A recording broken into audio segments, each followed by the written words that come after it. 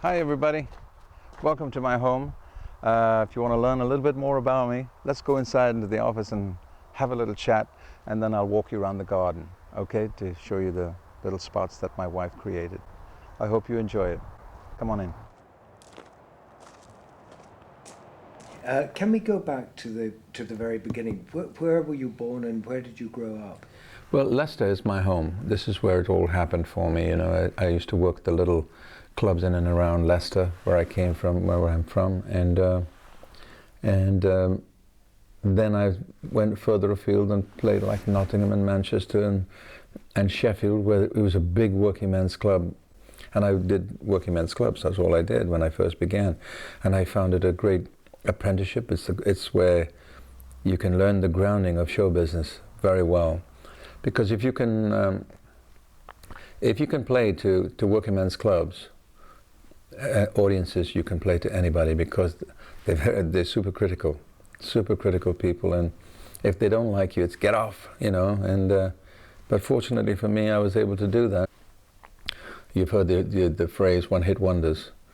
That's what happens, you know. If you can't perform on stage, you lose it, and it's a shame, really, because people, as you take an apprenticeship in engineering, I think you should take an apprenticeship in the industry that you're interested in, and I think you have to start from the beginning and work your way up in order to sustain. And I would give that recommendation to anybody. And then I became a name with Jerry Dorsey, that was my name. And I did a series on television called Song Parade, and I became fairly successful with that. And I was successful for 2 years after that. And then I contracted tuberculosis, and it was very difficult to get back into the business, because when you had a disease like tuberculosis, people didn't want to get involved with you at all. They didn't want anything to do with you. So it took a while. It took some time, and thank God I came out of it, because a lot of people were not coming out of it in those days. And it was a blessing. I think God said, I've got more work for you to do, and He kept me alive. And I guess that's why I'm here today. It took till 1965 till Gordon Mills said, let's try and do something with you, because Tom Jones had already been going for about a year. And he said, let's try and do something with you. So I changed my name, and I recorded a song called Dommage, Dommage, which was #1 in Europe. Thank God. And then I had to wait another 18 months before my next release was in 1967. January the 13th, they had released me. And that changed my whole life. My wife is an avid gardener.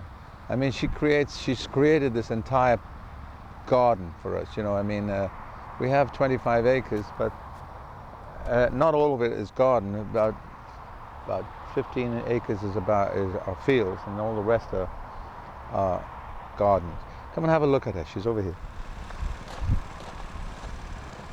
We have gardeners, by the way, but she likes to do things herself. Down here, we have a little sort of an oriental garden that she created.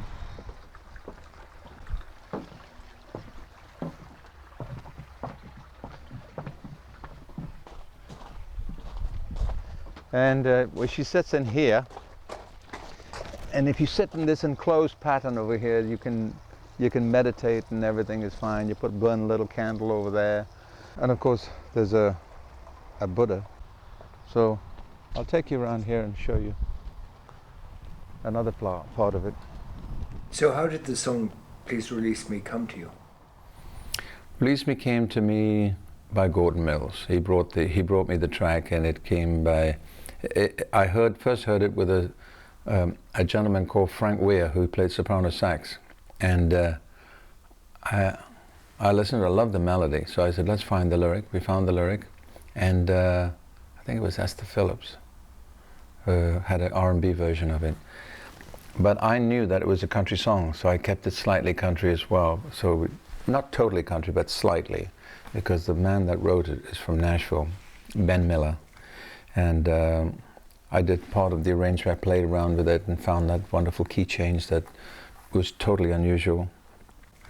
And at that particular time, I was given the opportunity when I just recorded Release Me, which wasn't a hit at the time. I just recorded it, and they said, you've got 6 minutes on the London Palladium. So I had to sing one song, and I put 2 songs together, like a couple, a medley of 2 songs, and rehearsed it and went on the Sunday night at the London Palladium. And I had 6 minutes to establish myself, and I couldn't believe what happened the very next day. It was just an unbelievable thing. But that night, after the show, I had a call from Dickie Valentine, who I took his place on the show, by the way, and because he was ill at the time. And I had a call from Dickie Valentine, from Frankie Vaughan, yeah, and it was just amazing to hear these people on the other end of the phone, people I'd never met before in my life, and it was just incredible.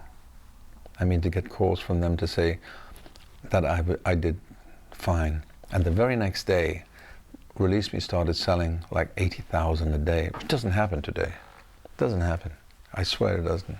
And we went up to about 124,000 a day. And I used to call up every day and say, how many did we sell today? And of course, it sold 2.5 million in about 6 weeks. And it stayed at #1 for quite a number of weeks. And it was in the charts for 56 in total, the Guinness Book of Records. And that changed my whole life, because that song gave me a global career immediately. It was #1 in this country, went over to America, it was #1 over there, and then it was #1 around the world, which gave me that global career, which was fabulous. It just it doesn't happen in today's life, not at all. It's very, very difficult to get a career. You can get it in your own country, but for it to spin around the world, that was the most difficult thing. And that's what Release Me did for me. She's called this a cocktail corner. You can grab a bottle and come in here if you want to be quiet.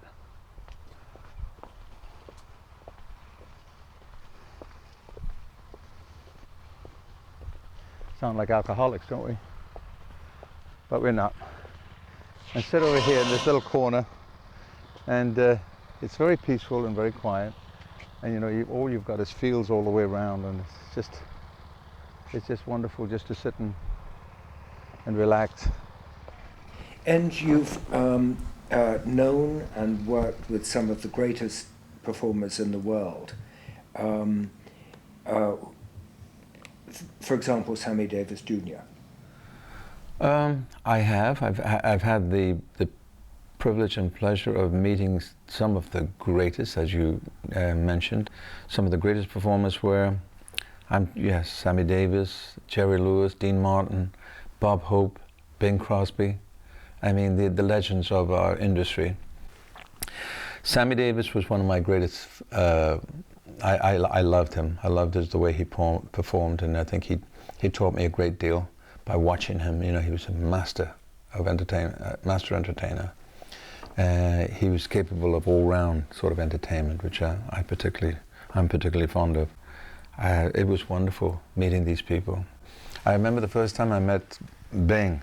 I was doing his show, and he was sitting not far away from me, just sitting watching me perform my rehearsal. And then when I was done, he stood up and he was piping his mouth, and he said, "Boy, that's some sort of pipes you got there." And coming from Bing, that was quite a compliment, And of course, I met the great Elvis Presley. Elvis, to me, was my mentor. I loved him. I thought he was the greatest entertainer the world has ever known, as far as being a singer, And he had a great wit. People don't know this, but he was a very witty person. He never took his image seriously. And that's something I learned from watching him on stage. And he used to come see my shows, it's very, very good. It was great for me to know that a person of his caliber would take time to come see my show. And he said, "I've got all your albums." He told me. So I got all your albums. She said, I'm going to record some of your songs. I said, in that case, I'm going to record some of yours. We had a great time together. Yeah, it was wonderful. Whenever we were in Vegas together, we visited each other. First time I met him, he didn't have his long sideburns. And then the next time I met him, he was wearing my sideburns. So I told him, I said, Elvis, you've stolen my sideburns.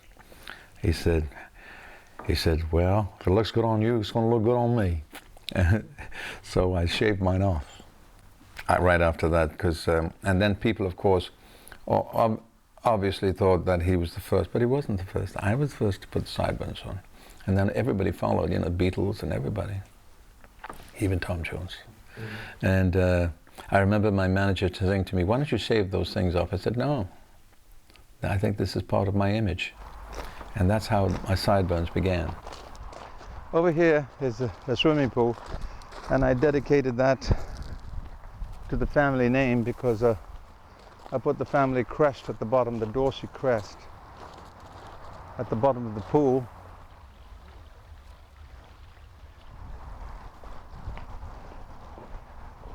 And if you look up here, you'll see some grapes.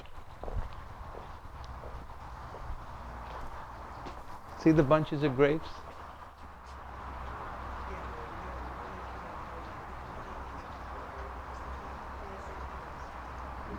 Little corners of the world. You've done a number of other great songs, other great recordings. After the Loving, what was the story of that song? After the Loving was a great song. Anyway, a fellow named Joel Diamond brought me the song, and as soon as I heard it, I said, "That's a hit song." Just like when I heard "Release Me," and this is exactly 10 years later. And I said, that's a massive hit.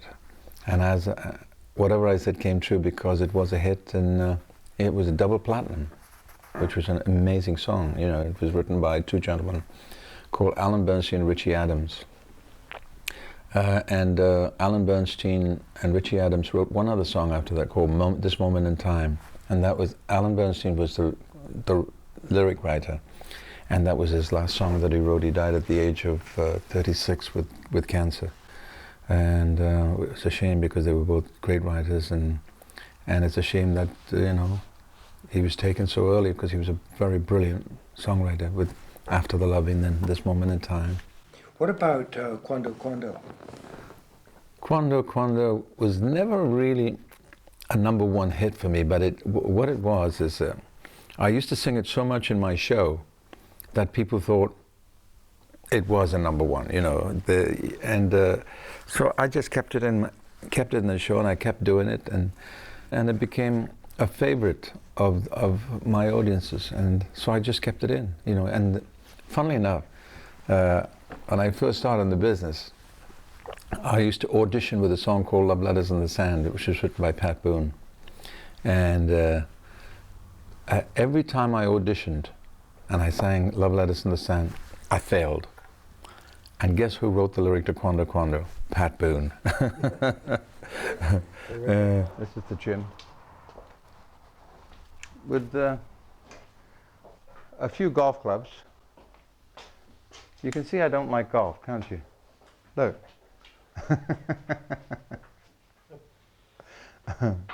There's lots of clubs and lots of hats and some various places around the world.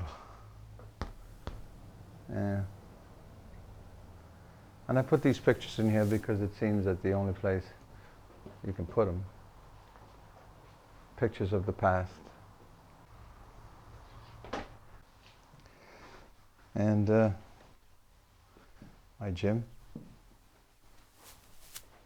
I don't use it very much. I used to use this a lot. Kick my for kicking, you know, martial arts and punching. This is it. You tour extensively. You have frequent appearances in Las Vegas and Atlantic City. Have you got any favorite location that you like to work? Not really. I play, as you mentioned, Las Vegas and Atlantic City. That's just part and parcel of the kind of work that I do. I mean, I'm playing. I go to places like Japan and Hong Kong, Singapore, Taipei, Kuala Lumpur, Argentina, Mexico, all over Europe. It's just not Las Vegas, and Las Vegas has been good to me, but I find working around the world a lot more exciting.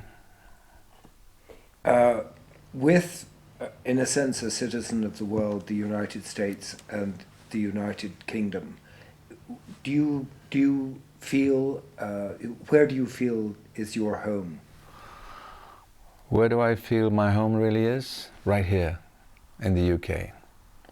I mean, I lived in the Hollywood thing for some time, 27 years, and I had the house that belonged to Jane Mansfield, and I was never a Hollywood person, never. I didn't get involved in that clique. Mainly because I've been too busy. You know, I've been too busy. I don't go to social functions that they go to. Mainly because I'm doing something else somewhere in the world. You know, I live in two places, in the theater and in the sky, flying to wherever I'm going. And of course, I certainly enjoy coming home. I love coming home, and I'm a bit of a golf fanatic. You know, so 2 minutes from here, well, 3 minutes. Is a golf club which I frequent, and 3 minutes from my house in LA is a golf club that I frequent. So I find golf a very relaxing sport for me at this time, and it's a very social thing, and you get to meet so many wonderful people, you know, on the golf course, especially in Bel Air. And of course I play in the Bob Hope Classic golf tournament and Sinatra's tournament, so I got to meet them all.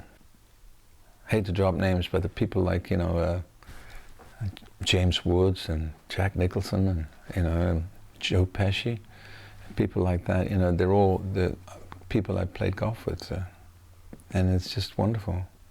I see Sean Connery sometimes, and it's still, I tell you what, you know, you can have a name in this business, but it still gets you when you see a gigantic person like, you know, Sean Connery over there. You know, it knocks you back a little bit. And of course, James Garner's always over there, and I'm big fans of all these people. You're trying to make me show my skill as a golfer. This is where I chip, so I don't damage the lawn. So I put a little carpet down here, and I can chip up to the flag, which is from my local club. Glen Gorse, they give me a flag, and I've got my own little bunker, see, which is rather nice.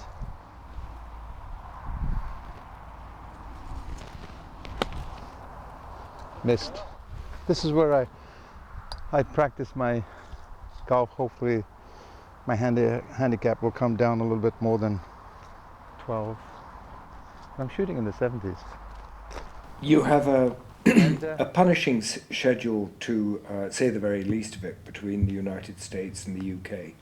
What do you think, what really motivates you to keep going? What keeps me motivated is the fact that I love what I do. That's it, in a nutshell. And if I sit still for a couple of weeks, my wife is ready to kick me out, because she says it's time for you to get back, because I get itchy feet and I'm ready to work again. And I just love traveling. I love living out of a suitcase, and first, what I like most of all is the applause. And there's a saying that I use in my show, and I say this, I created myself because of how I felt. You know, applause is the food of an artist, and I always thank the audience for not starving me or my people. And it's a wonderful feeling when people appreciate what you do. And you know, I've been fortunate enough to accumulate a vast audience. Like for instance, when I first started with Release Me, fan clubs started to build, and I had the one in England, of course, was right from the beginning, and then of course we got 2 in England now, which are very active, and then it started to spread around the world. It started in New York, and every state has a fan club for me. I swear to God, I just couldn't believe it was happening. But before I knew where I was, we had about 250 chapters, fan clubs around the world, including Japan and Mexico and Jamaica. You won't believe where the fan clubs are. And as a matter of fact, very soon I'm being honored in LA at the Beverly Wilshire Hotel. And then they're giving me the Spirit of Entertainment Award, and fans are flying in from as far as Japan and Hong Kong and Korea. They're coming in for this occasion, so they bought tickets to come and see me being honored, and I thought that's wonderful. And every year there's a fan club meeting at a specific place where I'm finishing my tour, and they come in from all over the world, all the presidents. Sounds like a movie, doesn't it? But it's true. And as long as they appreciate me, it's as long as I want to keep going. And people say, why don't you retire? I said, well, I don't want to retire. You know, I think I want to keep going till the good Lord calls me. And then I might start my business again up there. And I hope it still goes for a long time. This is my EH1, which needs a new top, but the number plate is worth more than the car, right here. It needs a new top, but I never take it out right now because it needs some attention. I don't get new cars because I think it's not worth my while, and not here that often. So I stay with my vintage cars. There's a Phantom 6, which I love. That Phantom 6, of course, is a beauty, isn't it? Isn't it a beauty? This is my old V12, and this used to belong to my father, so I restored it and kept it.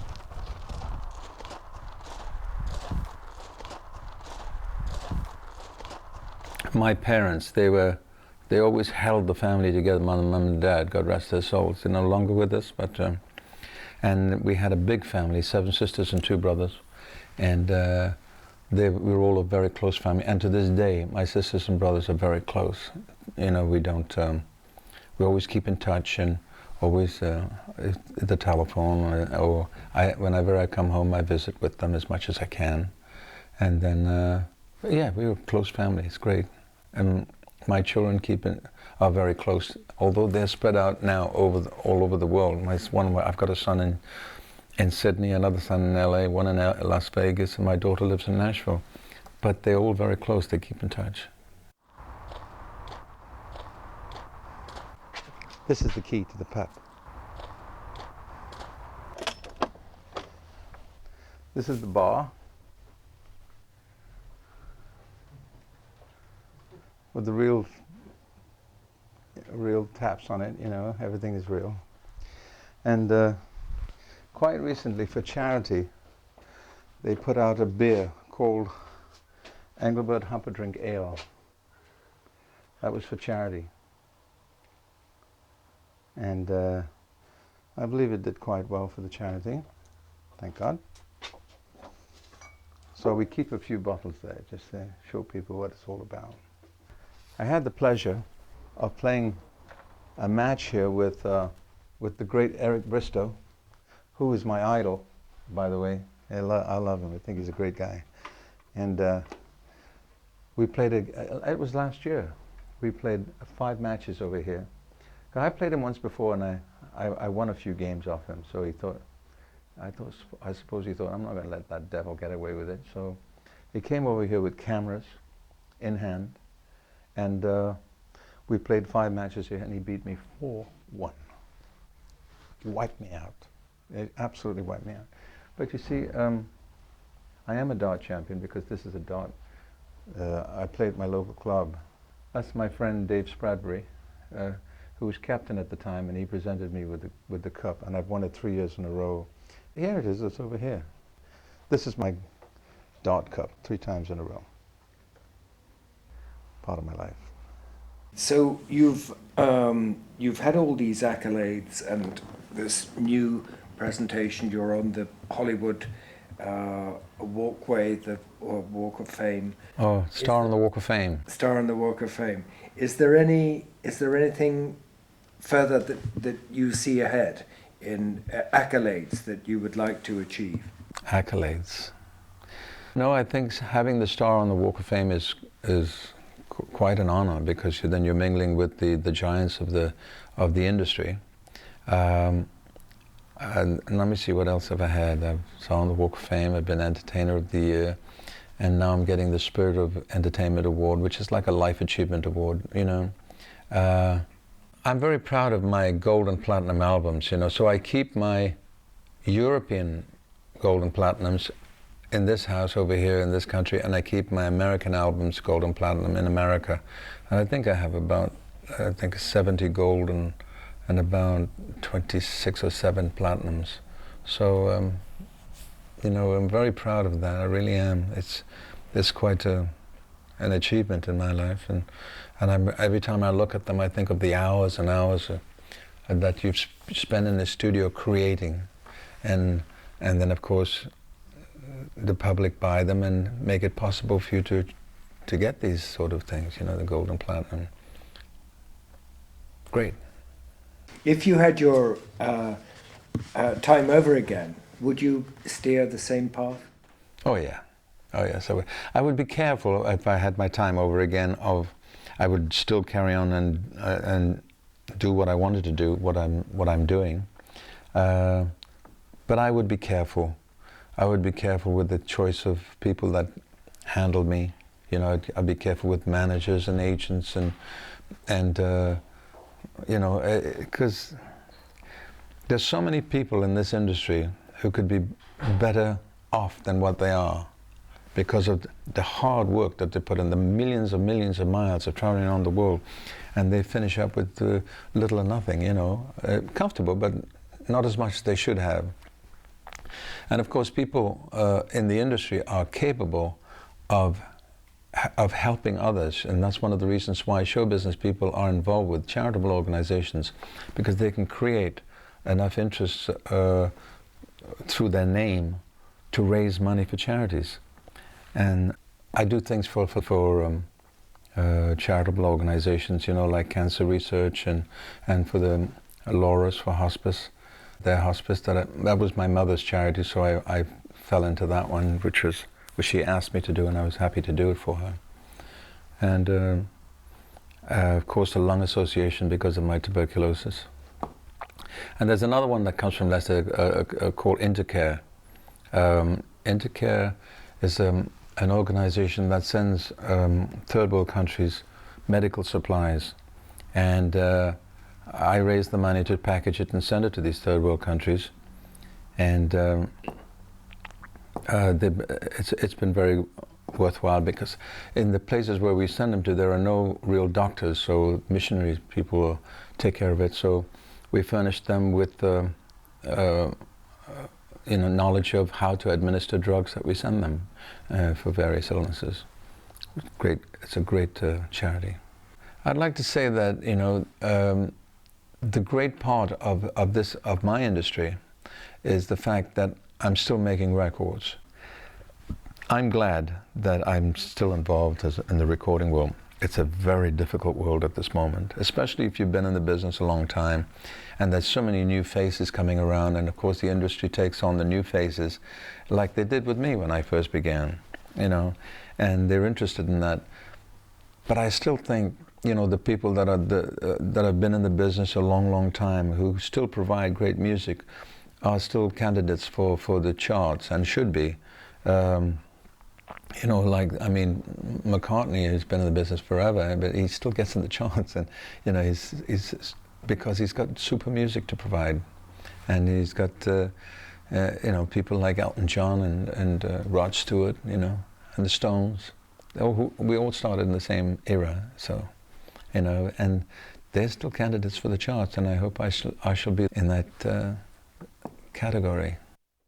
Well, I certainly hope you've enjoyed visiting my home and walking around and looking at all the interesting spots in the garden and inside the house, and looking at my old cars and talking. And I hope it brought back a few memories to people when I first began in the business to this very day. I wish you all the best. Take care.